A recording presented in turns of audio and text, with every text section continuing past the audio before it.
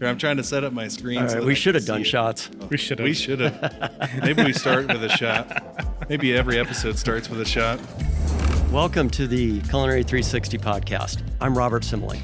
I'm Chef Luke Simonds. I'm Chef Ryan Devereaux, and we are the culinary team at Ignite Foodservice Solutions. All right, on the show today, we're going to talk with Katie Cossette about the challenges and rewards of overseeing food service across a school district. Katie has a great perspective as the food service director from Vrain Valley School District. In our interview, we get to discuss about all the different things that make her giant school district function and all the fun and challenging aspects of making it really work. All that said, let's hear our conversation with Katie. You are a pro. Katie, everyone. Yay! You guys are Katie, thank you so much for joining us. How are you doing? I'm fantastic. How are you? I'm good. As you see, we got some friends here with us. And just so we're all clear, Robert's our boss, so we can't say anything too crazy. We got to kind of bite our tongues maybe a touch. No, actually, he might be the worst one of all of us. He will probably say the craziest things out of any of us, to be honest. Totally. All right, well, I would be remiss if I didn't just say the person on the Wheaties box behind you looks really familiar. Who is that? That is me. It's the only print. Please do not go looking for it in stores. Such an athlete. I am not an athlete. I mean, a lot of yoga. I do like 12 hours of yoga a week, but that is not me. Or that is me, but not like as an athlete. I was the 2021 Colorado Director of the Year for School Nutrition Association. So cool. Awesome. General Mills so kindly printed one off as a memorabilia, sort of our trophy. So Very that cool. is Nice. my shining star. That's so cool. Yeah. Well, we're sitting here with royalty, guys. Oh, sure. Are there actual little Wheaties inside the box?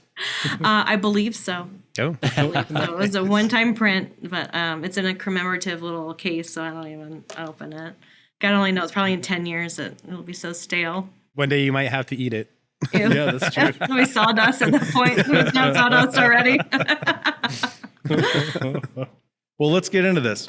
So thank you so much for being a part of this podcast with us. We're super excited to have you. A little bit of background for everybody.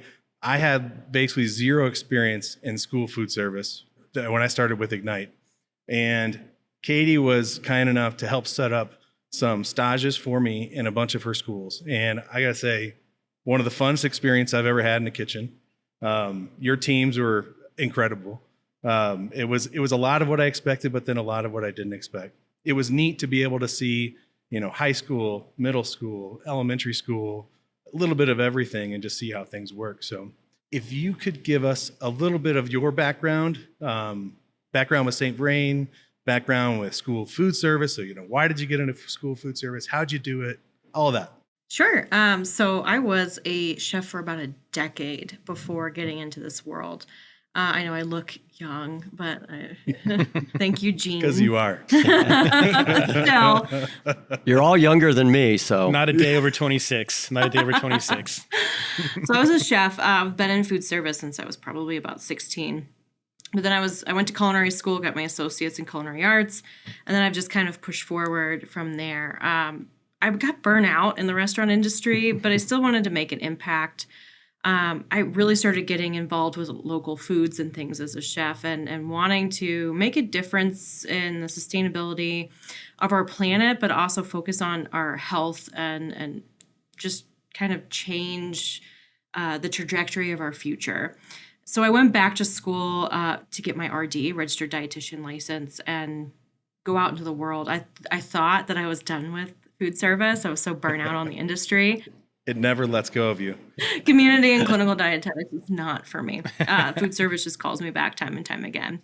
So with becoming a dietitian, after your 4 years of schooling, you have to do then it was a 1,200-hour internship. Now it's a 1,000-hour internship.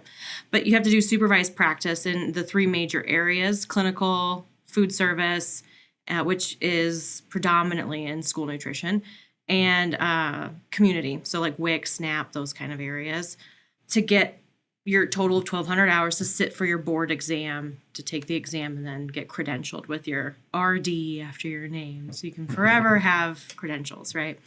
Yeah. I ended up getting sucked into school nutrition that way. I was looking for a preceptor for my rotation, and I met one of my mentors, who's now one of my mentors. And he's like, wait, you're a chef, but you're about to be an RD. You just need to come work in this field. Yeah, you can intern here. I don't care about any of that, but you just need to come work here. So I actually got stolen into the career before I even had my internship or my credentials. So I did my internship while working as the assistant director at a school district here. It was actually a very high need school district, about 84% free and reduced. So meaning 84% of the community was living at or under the poverty level. Wow. 90% Hispanic area. So you really felt like you were making an impact, right? You really felt like your footprint was going much further. And when you look at the face of hunger and how you're changing that student's future, Right. it's incredible. That's awesome. And it kind of it makes you passionate, right? It really just fuels you to want to keep going and doing more. So I finished my internship and I stayed on, and eventually I've climbed the ladder pretty quickly. Actually, I became the director at Inglewood Schools a couple years after that, and now I'm at St. Vrain. So I will be celebrating 10 years in school nutrition this March. So That's awesome. Congratulations. thanks. I love that about, sustainability piece that you were concerned about, plus being able to tie that into, students that really need it, right? I feel fortunate. I've grown up in a family of teachers. I married into a family of teachers. My wife, her two sisters, all teachers. So schools are super important to me as well. So it's fun to listen to you talk about it in the way you do. A lot of passion about wanting to make the world better. I think we all want to do that, and it's exciting to be a part of. So tell me a little bit more about St. Vrain. Roughly, how many schools do you guys have? How many meals you serve in? What's kind of the range, daily meals at each one of your schools? Yeah, so we have about 54 feeding sites. Really, we have about 60 schools in the district, but some of them are like online learning or homeschools type schools. So we don't serve meals there. So we say feeding sites because that's Right. where we serve meals. We do about 18,000 lunches a day. That doesn't include breakfast or after school snacks.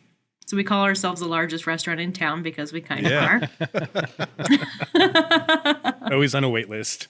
Right? A school can serve, it depends on the enrollment of the school. So a school can serve anywhere from 180 to 850 meals a day. It just depends on the size of the school. So it really varies as to which one serves what kind of meals. And Luke had the opportunity of seeing different volumes at different grade levels and different size schools as well.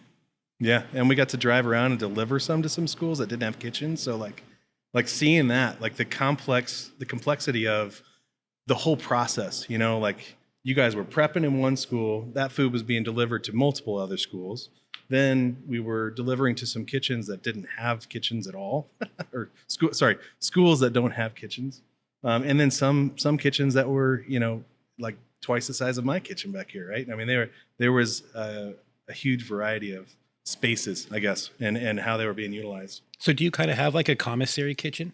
So we kind of do, but we kind of don't. So we have one preschool that was converted into a little bit of a production kitchen, but they only do cold prep because there's not a lot of equipment there to do hot prep. Okay. So they converted one of their like walk-in freezer into a cooler. So we do a lot of our local produce processing there. So when we get our like local carrots, for instance, a lot of times they still have dirt on them. They need to be washed, peeled, and then chopped, because if you try to send dirty carrots that aren't processed to 54 sites, they're busy and sometimes understaffed, right? As most food service operations are. They're not going to, those carrots are going to wilt and go bad, right? They're not necessarily going to get processed. So we have that kind of kitchen, but all of our schools cook. All of our schools make their food and serve it. We don't produce it all in one site and then it goes out. We cook in each one of our kitchens. So you use local organic farms, like for your produce and meats and things like that too? We use local and organic as we can source it. Yeah. Doesn't necessarily have to be organic. We can't always afford it either, but Right. we do use local as much as possible. We're one of the state's leading school districts on local. We actually even have at our CETC campus, which is a smaller high school here, a little farmstead where there's a huge greenhouse, but also we have livestock that our students raise. So we're about to get 4 Duroc hogs, but we have 2 of our 4 lambs there right now. Wow, that's awesome. Our students will raise them, they'll be sent to processing, and they'll come back and our ProStart culinary kids will process it, like the primal cuts, and we'll use them on our menus. Oh, that's really rad. I got to get into this school. Yeah. Yeah, it's pretty cool.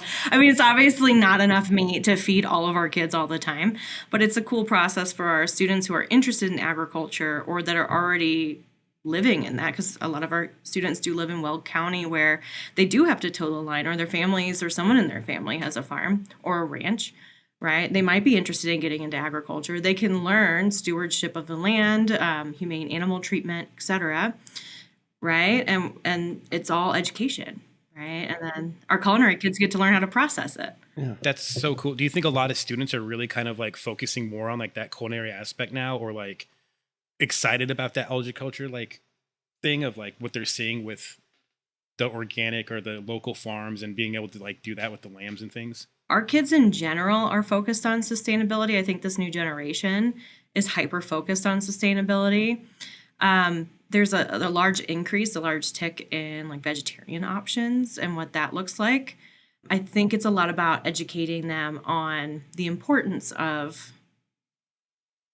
duality, right? In humanely raising animals and the stewardship between the animals and the land, and how having both is actually important, because you do need both to tend the land. Otherwise, you Right. kind of abuse the land with a crop, right? So you do need the fertilizer from the animals and the way that the animals actually eat the grass and take care of the weeds and all of those kinds of things. They go together. It's not like one or the other. But there needs to be some sort of sustainability in that. And where do they fit in the future and driving our farmstead in the future? So cool. So do the farmers drop off the produce, or does it go to a broadliner or somebody else like that before it comes to you? We have a mix. So we do actually work directly with farmers. We do have food hubs that we work with, and we do work with broadline distributors. So it's a blend of what we can get and when. Like, Right. if we can get it straight from the farmer, great. Sometimes the farmer can't give us everything that we need, so we might have to fill in with a food hub, which food hubs are fantastic because they're able to take from multiple different farmers to get you, the surplus that you need. We have a huge volume with 18,000 lunches a day, so we don't expect necessarily one farmer to be able to get us all of the cantaloupe we need, right? Right. But a food hub can do that, where we can still purchase local, but it might be from multiple different farmers. Well, we do have some local farmers that do plant based on our usage. So there is some of that as well. That's cool. Wow. We have a school here called, it's Garfield, and it's probably about a mile from my house. They actually have chicken coops, and they have a portion of the outside playground planted with raised beds. It's pretty cool to see. That's cool. Nice. And I'm pretty new up here to the P&W area, but they're really pushing for a lot more farm to table in their school kitchens and things like that. So a lot of programs out here are coming up and starting to get more grants for it and things like that. So it's really cool to see that out here. Yeah, the Pacific Northwest does a really good job. It's crazy. Right. And I wasn't kidding. I do want to go to that school and really see like the ProStart program that's going on, and Yeah. see the whole operation with the farm, and I guess it's called a ranch, not necessarily a farm. It's like a farm and ranch, right?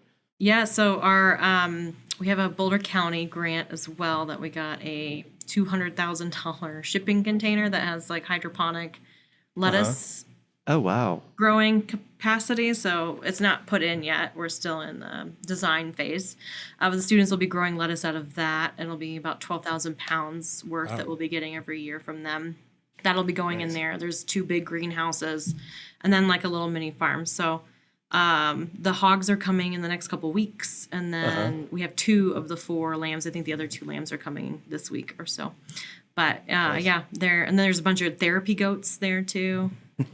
Like the yoga goats. The goat yoga goats. They have therapy goats. I don't really know where the goats go. We don't eat them. I don't know where they go after a certain point. But I feel like a goat could help me with my mental state more than a person. sometimes when the students are having a bad day at that school, they ask to go outside and hang with the goats for a little bit. Oh my Like, gosh. it's Oh, I would be- socio-emotional I would have done aspect that. of it is great for them. We could talk beards. Goats freak me out though. Their little eyeballs like blink this way. I don't. After I watched The Witch, I'm just like, I love The Witch, by the way. It's like one of my favorite movies. But like the whole Black Phillip thing, I'm like, I'm just not into the goats. I love it when they get startled and just fall over. Yeah, those ones, the fainting goats. The lambs are precious. They're so cute. And the pigs are pigs. But we also, the ProStart has like an advisory committee. Okay. And so they have some, chefs and stuff in the area that are part of that. So Okay. we have like a master butcher that comes and teaches them things. And recently Nice. we had my mentor who got me into this K-12 world. He owns a barbecue restaurant now. He got out of K-12 and owns a barbecue restaurant.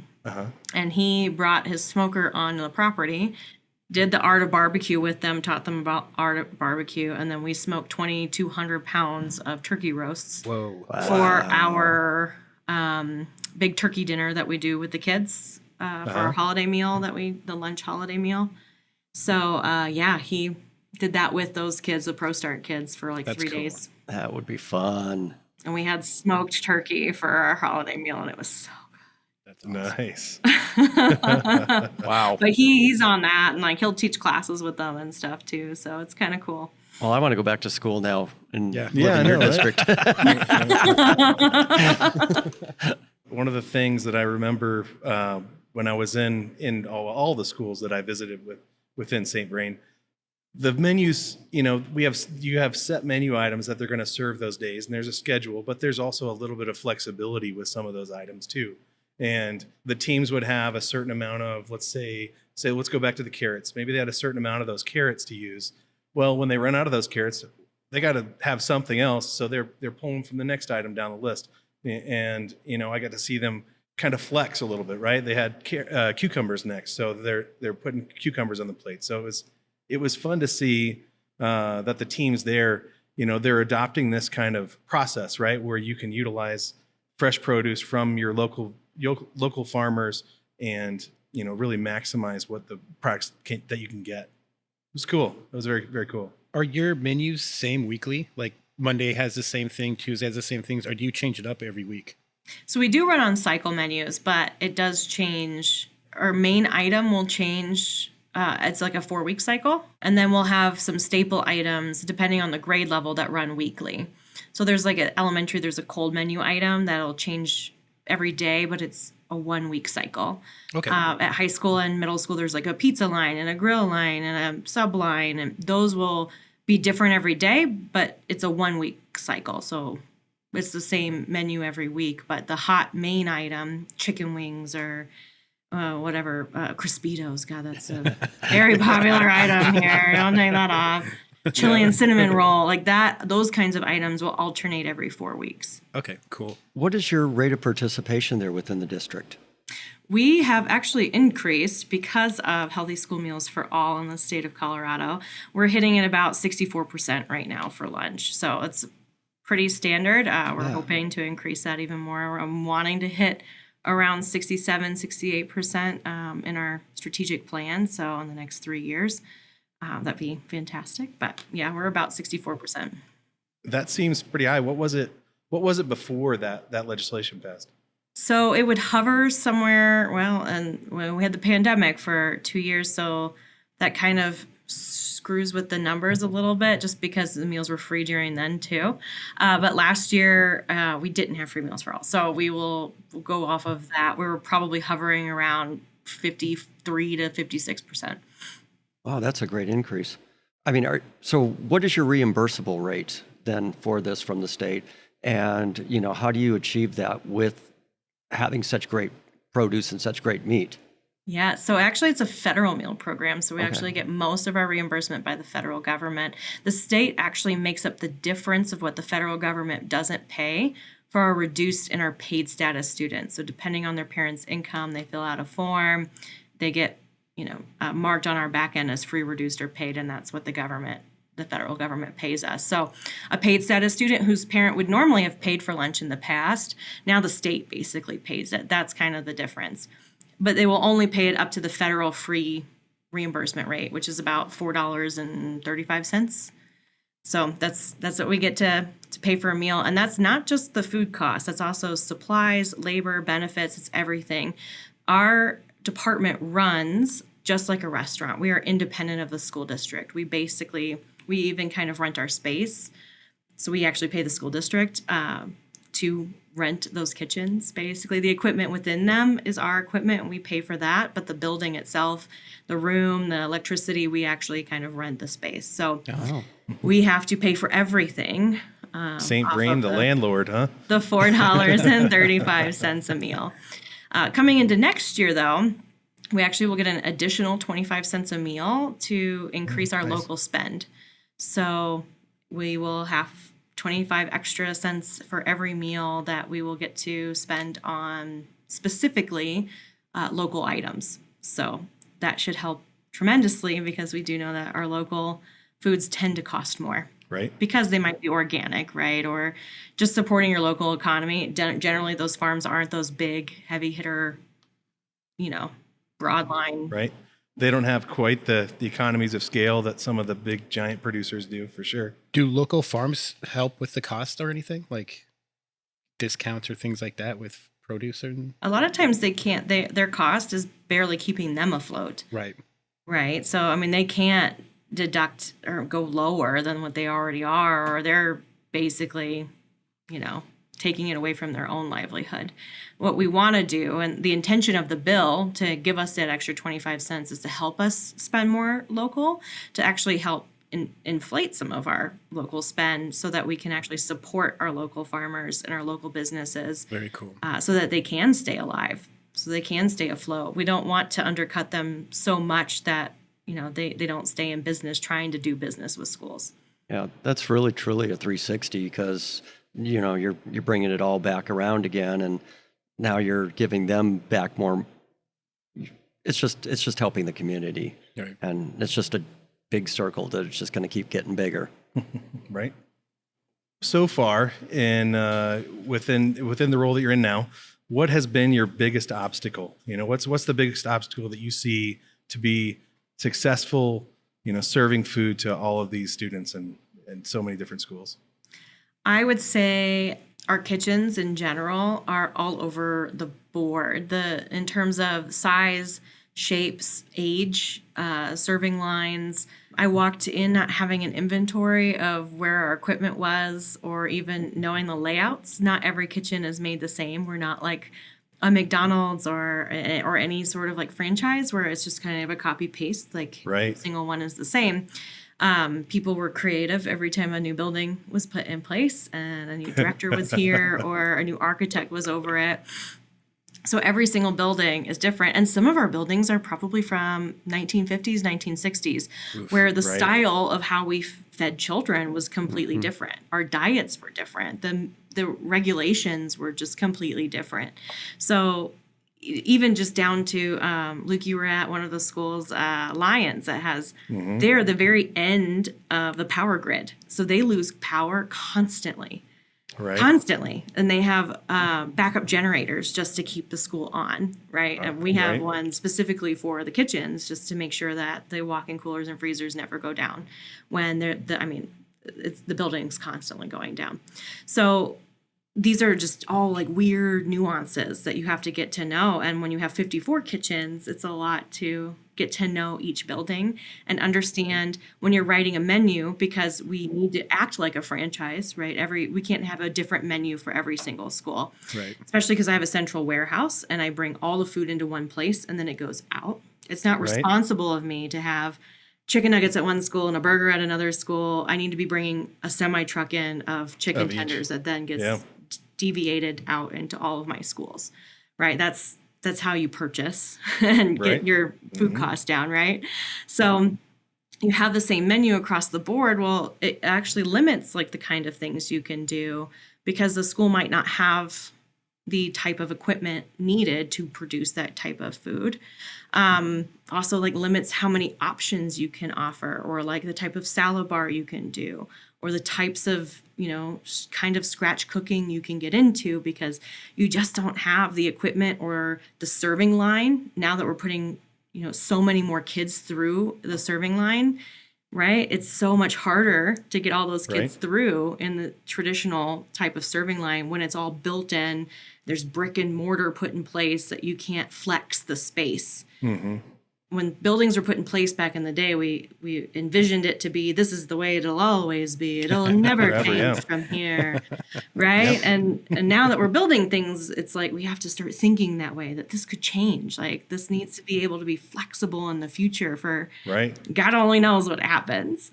Well, be able to be flexible to the menu, as well as, how many students are actually going to be eating that day. I mean, you got to be able to be on the fly even, right? I mean, period to period, I would imagine it would be helpful if you could do that. I may know some people that work with equipment and stuff. I'm just saying.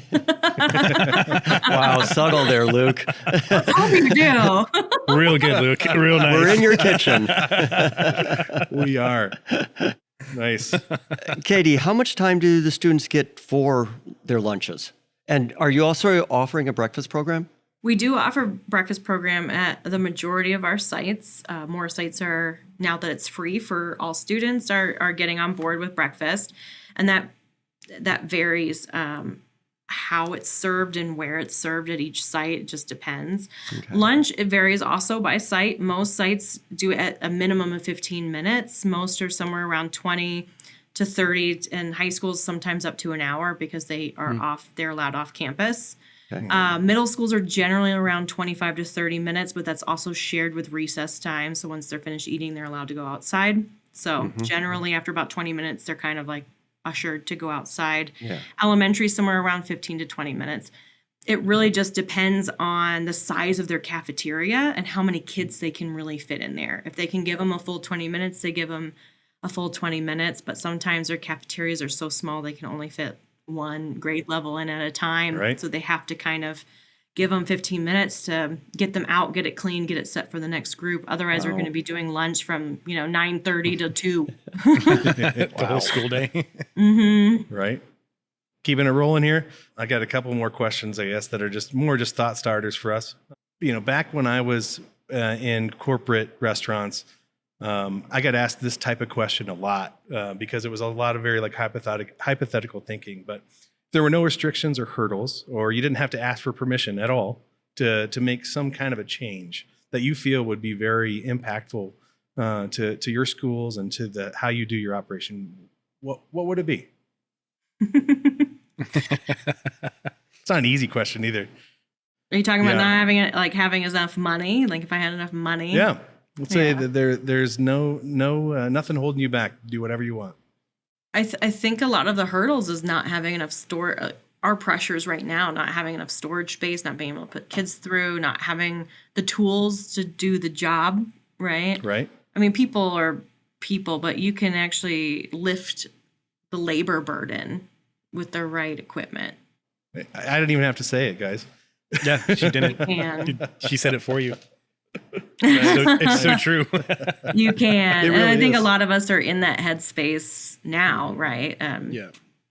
Thinking in the future. I mean, we don't have the same amount of people, right? We had less children in these generations, right? We don't have the same amount of people. We also focused on sending people to college and not necessarily focusing them in the trades. So we don't necessarily have the same labor pool to pull from. No, we definitely do not.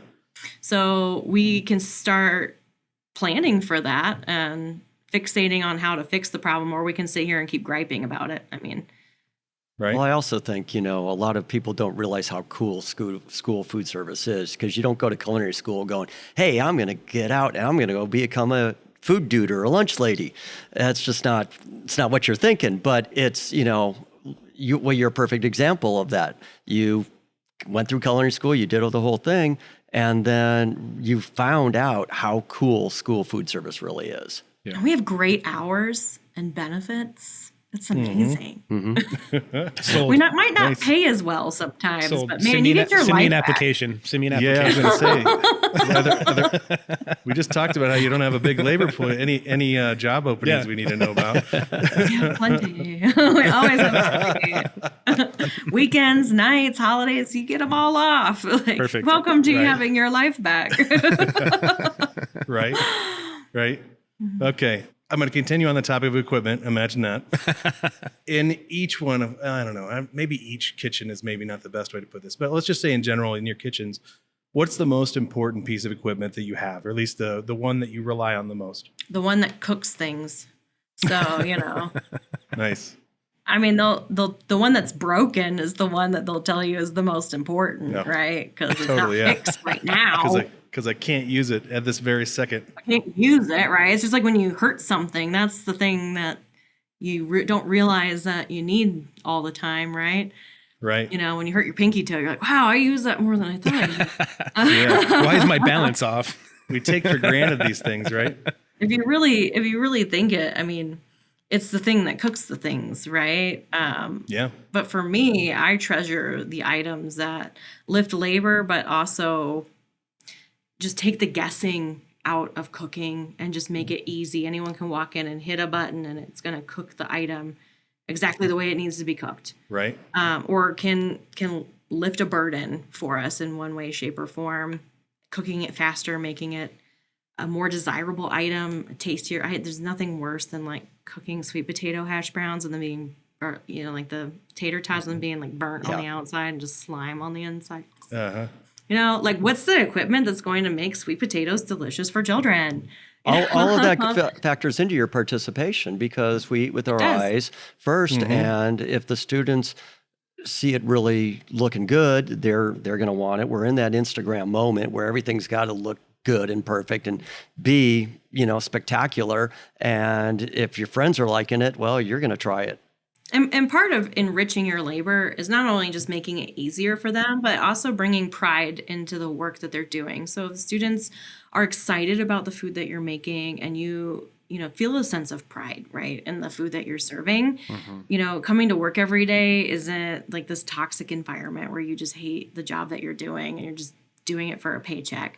You become a professional. You're not, the Chris Farley version of the lunch lady slopping up a sloppy Joe, with pantyhose and a hairnet, right? You become a professional, and you're kind of like a school hero, lunch hero, right? You're eliminating hunger, but you're also making food fun for students. Yeah. I like the Chris Farley version though too, because it brings that, the lightheartedness about food, right? Like to me, yes, like we're doing like amazing work, right? As chefs in my mind across the country, no matter where we're at, no matter what, industry we're in, cooking food for people is a very intimate and important thing, and being able to provide nutrition and nourishment for children is, it's like the next level, right? Like that's pretty special. And it doesn't always have to be perfect, and it doesn't always have to be this sterile environment. Like you can have fun, and you can bring the joy back into work. Like we come to work, and I always tell my staff this, like we come to work every day to feed kids, and if you can't have fun doing that, like this isn't the environment you should be in. Right. This should be fun. These are the best customers. They are. They Right. might be picky, but they're kids. In the end of the Yeah, day, they're you kids. might actually get like them coloring you this cute little thank you card or something, right? They're kids. You It's came amazing, yeah. here to see their little smiles, right? And hear about their Halloween costumes, and it should be fun. I think Yes. it's exciting too when they take that home of like, I can cook at home now and I can make this meal, or like show off that instead of going to like the McDonald's or the Burger Kings. Like teaching that new generation of like, hey, it's cool to cook at home instead of spending your money on these franchises. Like support your local farms, go to a local grocery store and get like a cool ribeye or New York steak and like learn how to cook it at home. Like I think that's exciting too for this way the schools are going now with cooking food for them. Yeah, or hey mom, I learned about what organic means, or I tried this new item Yeah. right? Can we make it at home? Can we go to the store and find it, right? And that's kind of why I got into this world, is I didn't want to just make an impact to one person in a clinical setting in my lab coat. Like, I can impact maybe that student's taste buds or the way that they try new things or feel safe trying new things, but maybe they go home and tell their parents, and their parents maybe will try something new or buy something different. But then that student grows up and maybe has their own children, and they're impacting that child's life, right? And how they perceive food. If we want to change a culture, right, we have to start today, and we have to start somewhere. And starting with children is a beautiful pathway. I remember the first time I had Brussels sprouts. I went home to my parents and I was like, oh my God, they served us these little balls of lettuce today. And it was amazing. They're like, what? My mom always microwaved the frozen ones, so I was always turned off of Brussels sprouts. And now I had them for lunch today. They're one of my favorite things, but I was always turned off of Brussels sprouts. Right. Yeah, I love it when someone says, oh, I hate that. And then you make it in a different way. And they're like, oh my God, I didn't know it could be this good. Mm-hmm. Yeah. If somebody cooks it for you with bacon, you're like, oh, never mind. Bacon makes everything better. Oh, totally, right? Yeah, but I love raw shaved Brussels sprout salad. Mm-hmm. I like that too. We would make a little coleslaw out of it. One of my go-to holiday sides is bacon creamed Brussels sprouts. Ooh. So we take them and caramelize the cut side of them, drown them with cream and rendered bacon, and oh my gosh. Are you from the South? Because you're just screaming to my Southern soul here. I'm from Georgia, by the way. So anything caramelized, covered in cream and cheese, just sign me up. Deep fry it. We're good. Yeah. Ooh, that's what I need to do next. I'll deep fry the creamed bacon Brussels sprouts. There we go. Just put, fried onions on the top, right? There we go. Perfect. Nice. Well, all of this is a good segue into my next topic. What are you most excited about with the future of St. Vrain and school food service? Really just school food service in general. Yeah, so local purchasing, as we were talking about, is huge. And I just went to a farm to institution summit last week, and we had some incredible conversations, learned about some big grants coming up that are available to not just schools, but really to commercial entities as well. And I connected with some awesome people who are my next step really is how do I, being in Boulder and Weld counties, there are ranches right there. How do I get that cow on our plates? How do I get that cow, that one right over there on my plate? But also, it's hard for 54 kitchens to cook raw meat and cook it the same way, especially because some of them only have an oven. They don't have a tilt skillet. Or, some of them have kettles over tilt skillets, and some of them are I don't touch raw meat. So how do I make it the franchise beef crumble that I can use all over? I need somebody to be a middleman and to cook it in between. But I made some of those connections with people who are interested in having that facility, going after some of those grants for, a building and the equipment to mass produce some of that stuff, and are wanting to have those conversations on what that volume looks like and what kind of recipes we're interested in. And, being somebody who starts maybe that segue for the state to get some things like local beef.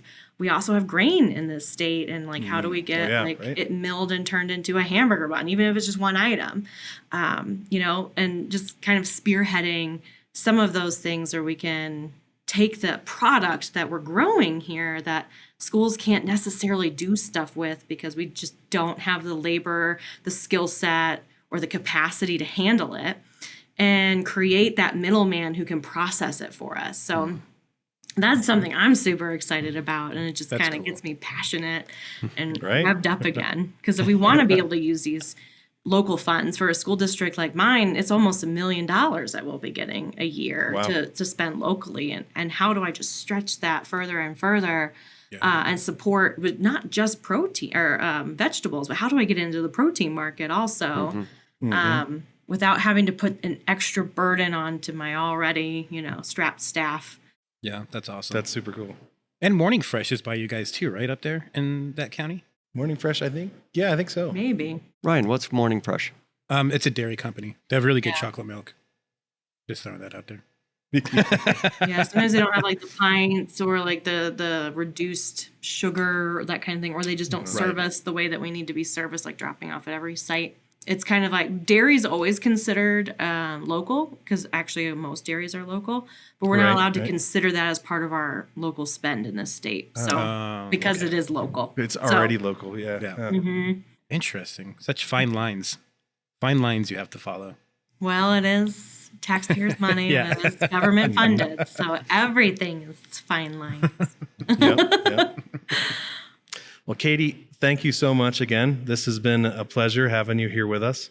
Yeah, that was awesome. I heard about a lot of new things that I just wasn't even thinking about. I know I've learned a lot about your operation and St. Vrain and you in general, and just kind of how amazing you are. Really appreciate you being a part of our podcast and teaching us everything that you have to give us. Thanks, guys. We appreciate it. Thank you. Yay, Katie. Yeah. Yeah. Hey. All right. Ryan's the Katie. goofball of the group. If you I'm didn't not. notice. I'm the most serious one here. Well, that was awesome. Katie is such an amazing guest. That was fun. That was That was fun. great. Nice job, Luke. Way to get her on there. Luke, you could not have picked a better place to do a stage. I Right. think that's so cool that you found her and went there and she let you come in. But the amazing things you saw. How did you stumble across Katie, or how'd you get involved with her to go do that? Because I mean, it's not like going to any other school district. Right. So for me, I mean, I kind of fell into it, right? We had some equipment up there. There was gonna be a need for training, and I really wanted to get into the schools to understand them a little bit more before. So reached out to Katie. She was gracious enough to let me come up and meet the staff where the equipment was going to be going, and then also be able to just spend an entire day doing lunch service with them. So breakfast, lunch, prep, whatever it was, I got to help with everything. So Was the volume just intense? some of them were. It was more just the speed of that service, right? Like she wasn't kidding. Like there are times like you're trying to get an entire class, an entire grade level through that serving line, seconds for each person, just a couple seconds each time. So, And you got to make sure they're grabbing all of their required foods. right. Well, and some of it, depending on the age of the students, we're plating it for them, and then some of it they have to grab. But then we got to remind them, hey, you got to have fruit, you got to have milk, you got to have each of these things from the categories. So Because if they don't get each category, it doesn't work, right? doesn't count. It They doesn't don't get reimbursed. That's Yeah. right. So it's super important that they're getting what they're supposed to. But and it's wow, those eating times just blow my mind because as a little kid, you got to grab your food, that takes time. You got to eat your food, that takes time. And you still want to get out on the playground and run around and burn off some of that energy before you Right. go back to class. And that's not Yeah. a lot of time to do that. I'll tell you what, I was, most impressed with how much of the food that they serve is actually coming from local sources. I mean, I saw it firsthand. I know Katie talked about it, but it was really cool to see like a farm name on a box that said, this came from, or these carrots came from this place, or these cucumbers came from this farm. And they were farms that, because I live up here, I kind of recognize some of the names. So it was pretty neat to see those things making it to the plates of these kids in these schools. Yeah, and it's really cool how they're starting to focus on proteins too, with like the lambs and the hogs and Right?